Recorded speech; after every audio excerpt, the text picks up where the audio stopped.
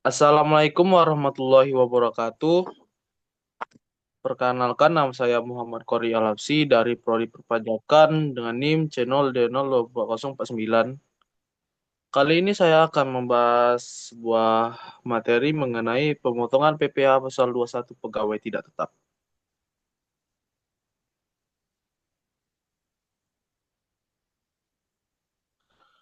PPh pasal 21 pegawai tidak tetap, mekanisme dan perhitungan.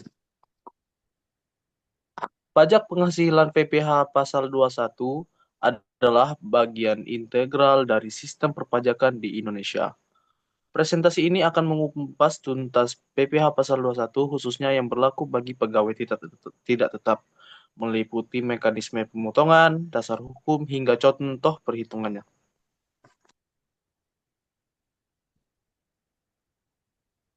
Latar belakang memahami PPh pasal 21.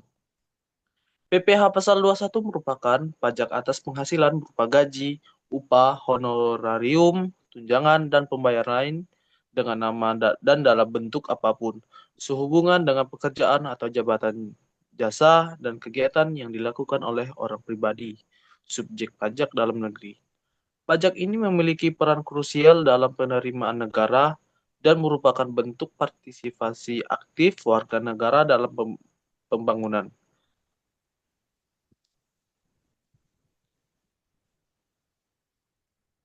Definisi PPh pasal 21 untuk pegawai tidak tetap.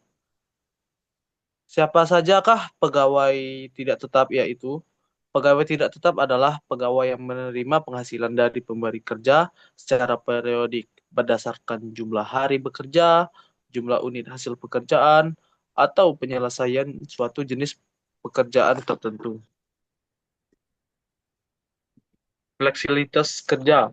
Kategori ini mencakup pekerja harian, pekerja lepas, atau pekerja yang dipekerjakan untuk jangka waktu tertentu, memenuhi kriteria sebagai pegawai tidak tetap. Perlakuan khusus. Meskipun tidak tetap, mereka memiliki kewajiban pajak, namun dengan mekanisme pemotongan dan perhitungan yang spesifik.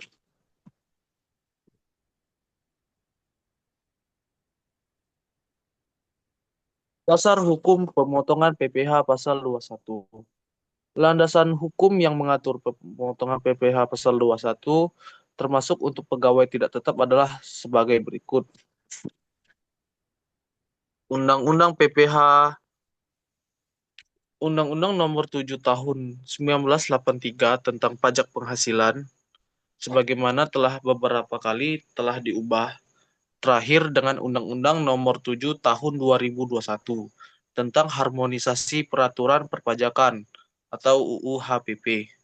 Yang kedua, Peraturan Menteri Keuangan (PMK). PMK yang mengatur tentang tata cara pemotongan PPh pasal 21 atau 26, misalnya PMK nomor 168 tahun 2023 tentang petunjuk pelaksanaan pemotongan PPh pasal 21 dan PPh pasal 26 sehubungan dengan pekerjaan, jasa, atau kegiatan orang pribadi. Yang ketiga ada Peraturan Dirjen Pajak. Peraturan Direktur Jenderal Pajak yang lebih teknis seperti Per 2, Peraturan 2 Pajak 2024 yang memberikan panduan detail tentang perhitungan dan pelaporan PPh pasal 21.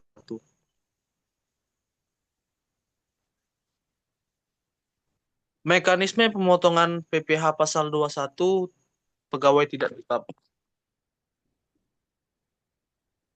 Pemotongan PPh 21 untuk pegawai tidak tetap memiliki tahapan dan batasan yang perlu diperhatikan.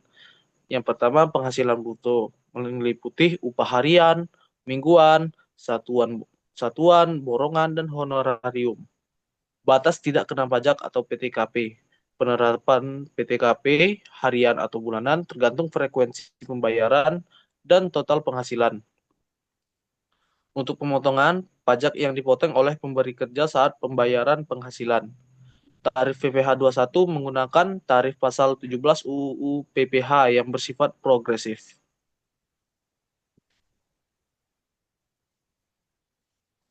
Contoh perhitungan PPh pasal 21 untuk kasus harian.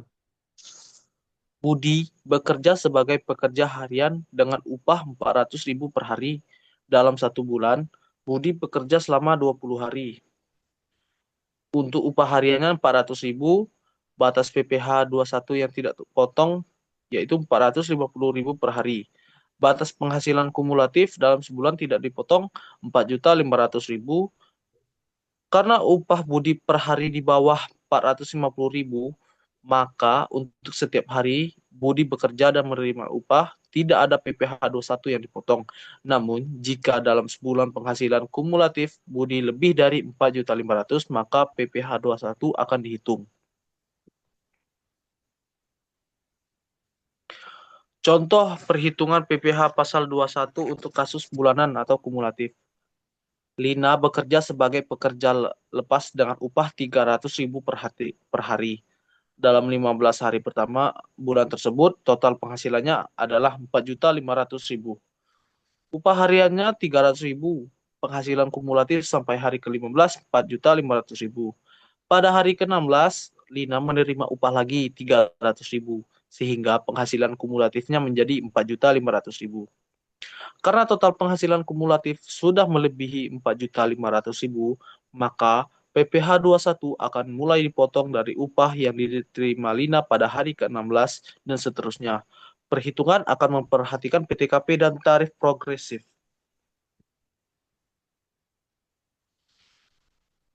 Kewajiban pemberi kerja terkait PPh pasal 21. Pemberi kerja memiliki tanggung jawab besar dalam pemotongan dan penyetoran PPh 21, yaitu memotong PPh 21. Melakukan pemotongan PPh 21 sesuai ketentuan yang berlaku atas penghasilan pegawai tidak tetap. Yang kedua, menyetorkan pajak. Menyetorkan PPh 21 yang telah dipotong ke kas negara paling lambat tanggal 10 bulan berikutnya setelah masa pajak berakhir. Yang tiga, melaporkan SPT massa. Melaporkan SPT massa PPh pasal 21 setiap bulan melalui aplikasi ESPT atau e-filing. Yang kelima, memberikan bukti potong. Memberikan bukti potong PPh pasal 21 kepada pegawai tidak tetap.